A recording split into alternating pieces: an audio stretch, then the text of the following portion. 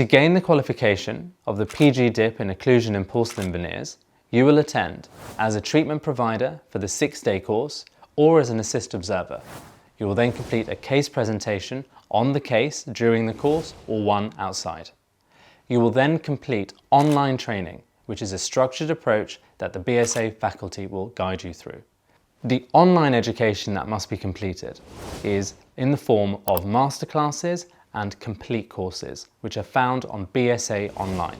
The masterclasses are the facially driven treatment planning masterclass and the handmade trial smile masterclass.